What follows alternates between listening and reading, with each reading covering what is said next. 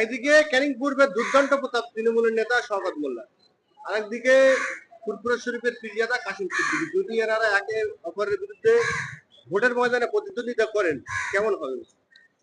না, একটা জিনিস বলি যে রাজনীতিতে মানে শেষ কথা বলে কিছু হয় না। যতক্ষণ পর্যন্ত না আপনার এই গণনা কমপ্লিট হচ্ছে ততক্ষণ পর্যন্ত কিন্তু শেষ কথা বলা যায় না। আর রাজনীতি, বিশেষ করে এই বাংলার রাজনীতি হচ্ছে সংগঠন ভিত্তিক রাজনীতি। সে সংগঠন থাকতে হবে, বুথে বুথে সংগঠন থাকতে হবে। তো কাশেম সিদ্দিক অবশ্য এটা নাম বটে, কিন্তু সেখানে যদি তার সংগঠন না থাকে, তার যদি লোকজন না থাকে, বুক চিতিয়ে মাটি কামড়ে পড়ে থেকে লড়াই করার যদি সঠিক নেতৃত্ব না থাকে, তাহলে কিন্তু ওই শওকত মোল্লা অবশ্যই তিনি একটা পোড় খাওয়া। তিনি দীর্ঘদিন ধরে বামফ্রন্টের আন্দোলন করেছেন। 2009 সালে বামফ্রন্ট বিদায় নেওয়ার পরে প্রায় 6 মাস পরে নভেম্বর 2009 তিনি কিন্তু সেই বামফ্রন্ট ছেড়ে দিয়ে কিন্তু এই শাসক দল, বর্তমান শাসক দল তৃণমূলের নাম লিখিয়েছে এবং তৃণমূলেও তিনি এখন রাজ্য সাধারণ সম্পাদকের ভূমিকা পালন করছেন এবং সেকেন্ড ইন কমান্ড অভিষেক বন্দ্যোপাধ্যায়ের খুব কাছের মানুষ বলে পরিচিত। ফলে তিনিও দীর্ঘদিন ওখানে এমএলএ থাকার কারণে সেখানে তিনি তার যথেষ্ট সংগঠন, যথেষ্ট কাজকর্ম করেছেন। ফলে লড়াইটা জোরদার হবে এটুকু বলা যেতে পারে, কারণ সেখানে ক্যানিং পূর্বে ভাঙড়ের মতোই সেখানে ফুরফুরার আর আবেগটা ওখানে রয়েছে। ফুরফুরার আবেগটা অনেকটা বড় একটা অ্যাডভান্টেজ দেবে, মাইলেজ দেবে, কিন্তু সেটাই কিন্তু সব বা সর্বস্ব নয়। সেখানে আইএসএফ এর ক্যান্ডিডেট কিন্তু গতবারেও ছিল, কিন্তু তারা মাটি কামড়ে শেষ পর্যন্ত লড়াইটা কিন্তু দিতে না পারার জন্যই কিন্তু সেখানে কিন্তু তারা ওইখানে পরাজয় বরণ করতে হয়েছে।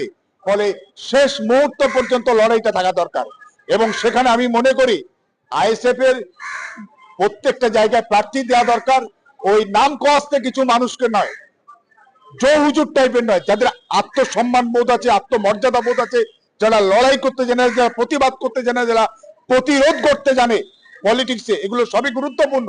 সেই সমস্ত মানুষদেরকে সামনে এনে আজকে পলিটিক্সটাকে আজকের এগিয়ে নিয়ে যেতে হবে। তা না হলে জো হুজুর টাইপের লোকজন তাদেরকে দাঁড়িয়ে দিলে তাহলে কিন্তু লড়াইটা সেইভাবে জোরদার হবে না, এটা আমি মনে করি। এটা হচ্ছে কালেকটিভ লিডারশিপ। আমি এবং আমরা কয়েকজন যা বলবো বা যা করব তাই হবে না, কালেকটিভ লিডারশিপ থাকতে হবে এবং থাকতে হবে ট্রান্সপারেন্সি, স্বচ্ছতা। সেখানে আমরা দুজন তিনজন সবকিছুর হিসেব নিকেশ রাখবো, সবকিছু ঠিক করব এবং বাকিগুলো বাকিদের উপর চাপিয়ে দেব। আমরা কোথায় কার সঙ্গে জোট করব, কোথায় কার সঙ্গে বসবো, আমরা একজন বা দুজন ঠিক করব, বাকি সবাইকে উপর চাপিয়ে দেবো, না, হবে না। স্বচ্ছতা থাকতে হবে এবং একই সঙ্গে ইন্টারনাল ডেমোক্রেসি থাকতে হবে, আভ্যন্তরীণ গণতন্ত্র থাকতে হবে। সেখানে কোনো একজন এক জায়গায় বসে থাকবে আর বাকিরা সবাই এসে হুজুর হজরত করবে, এ পলিটিক্স কিন্তু বেশি দিন চলতে পারে না, বেশি দূর এগোতে পারে না। তাই ইন্টারনাল ডেমোক্রেসি থাকতে হবে, আভ্যন্তরীণ গণতন্ত্র সুপ্রতিষ্ঠিত থাকতে হবে। এই তিনটে জিনিস যদি থাকে, ইন্টারনাল ডেমোক্রেসি, ট্রান্সপারেন্সি, স্বচ্ছতা এবং কালেকটিভ লিডারশিপ, যে যৌথবদ্ধভাবে নেতৃত্ব, কালেকটিভ লিডারশিপ, যৌথ নেতৃত্ব, এইগুলো তিনটে জিনিস যদি সেই রাজনীতির মধ্যে থাকে, সেই দলের মধ্যে থাকে, সেই সংগঠনের মধ্যে থাকে, সেই সংগঠন এগোবে এবং ভুল রাজনীতিকে সরিয়ে দিয়ে এই ন্যায়পরায়ণ মানুষের রাজনীতি আরো প্রতিষ্ঠা পাবে। এই দেশের বুকে, এই সমাজের বুকে মানুষ ভালো থাকবে। শেষ প্রশ্ন করবো আপনাকে, থাকে প্রধানমন্ত্রী তো তাদের বাবার কথা বলছি, ক্ষমতা থাকে, তাহলে আমাদের এখানে যে অবৈধ অনুপ্রবেশকারী এমএলএ, এমপি, পঞ্চায়েত প্রধান, কাউন্সিলর আছে, আইএস, আইপিএস, আমি নাম ধরে ধরে বলতে পারি, যেমন ধরুন অসীম সরকার, পুরোপুরি অবৈধ অনুপ্রবেশকারী, অরিজিনাল নাম অসীম মন্ডল, 1976 সালে এসছেন। এমএলএ স্বপন মজুমদার, তিনি এসছেন ইল্লিগাল পথে 1990-92 সালে। নিশীথ পরমাণিক এসছে, অম্বিকেশ যিনি এমএলএ এসছেন। এরকম ভাবে যদি হিসাব করা যায় তাহলে সুজন চক্রবর্তী সিপিএম এর, কংগ্রেসের অধীর চৌধুরী, নচিকেতা চট্টোপাধ্যায় গায়ক, মিঠুন চক্রবর্তী, শীর্ষেন্দু মুখোপাধ্যায়, যদি বিজেপি ক্ষমতা থাকে, যদি বিজেপির বাবার ক্ষমতা থাকে, তাহলে গরিব মানুষকে বিপদে না ফেলে, গরিব মানুষ, অসহায় মানুষ, এরা না জেনে এদেরকে ঠকিয়েছে সিপিএমরা। সিপিএম বলেনি যে এইভাবে এসো না, 71-এর পরে যারা এসছে সব ইল্লিগাল হয়ে গেছে। 52-এর পরের লোকরা তো ইল্লিগাল, তো 71-এর পরে তো তারা সব তাদের চাকরি বাকরি সব চলে যাবে। এখন একটা প্রশ্ন, তাহলে আমার কথা হচ্ছে ভারতের আইন যখন, তো আইনের ঊর্ধ্বে তো কেউ নয়, সুতরাং সবার গ্রেপ্তার হবে, কিন্তু মানবতার কারণে আমরা মনে করি ওরা অসৎ পথে ঢুকেছে, ওদের পানিশমেন্ট হবে, এটা অস্বীকারের কারণ নেই। কিন্তু মিনিমাম আমার ভারতবর্ষটা হলো সম্রাট অশোকের ভারত, গৌতম বুদ্ধর ভারত, বাবা সাহেব আম্বেদকরের ভারত।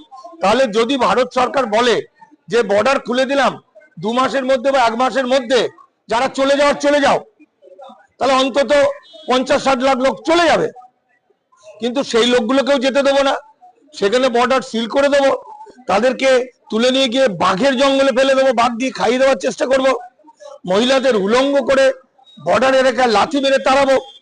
এটা ভারতের চরিত্র নয়, এটা মহান ভারতবর্ষ নয়, মহান ভারতবর্ষ। আর এই যে মানুষগুলোর কথা বলছে, এই মানুষগুলো আমার অখণ্ড ভারতের ভূমি সন্তান, এরা কেউ বিদেশি নয়।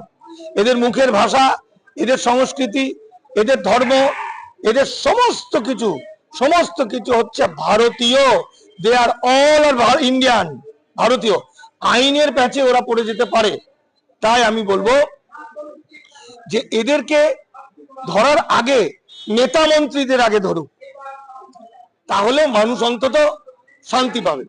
তো এই যে ভয়ঙ্কর অবস্থাকে একটা বলতে গিয়ে আমি ভুলে গেলাম, এই যে আমরা অনেকেই বিজেপি পন্থী, বিজেপি করলে অপরাধ নেই, মানুষ তার দর্শন অনুযায়ী চলবে, কিন্তু বিজেপি কৌশল করে বাংলাদেশি অবৈধ অনুপ্রবেশকারীদের, হিন্দু যারা, তাদের হাতে জয় শ্রীরাম মানে একটা তলোয়ার ধরিয়ে দিয়েছে, লাঠি ধরিয়ে দিয়েছে, মাথায় গেরুয়া ফেটি পরিয়ে দিয়েছে, তিলক পরিয়ে দিয়েছে।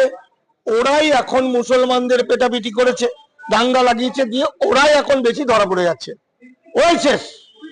তো সেই জায়গা থেকে এখন প্রশ্ন, আমার একটা অত্যন্ত গুরুত্বপূর্ণ প্রশ্ন, এপারের অনেকে মনে করছে, সোশ্যাল মিডিয়ায় দেখছি যে এই যে তাড়িয়ে দিলে নাকি আমাদের এপারের লোকের খুব ভালো, আমরা চাকরি বাকরি পাবো, আমরা কাজকর্ম পাবো, ব্যবসাটা আমাদের ভালো চলবে।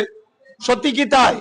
একবার হিসাব করে দেখুন তো, আমার ছেলে সৌম মণ্ডল AA প্রেসিডেন্সি থেকে পাস করেছে, সে আশা করছে 50,000 টাকা দামের একটা চাকরি পাবে।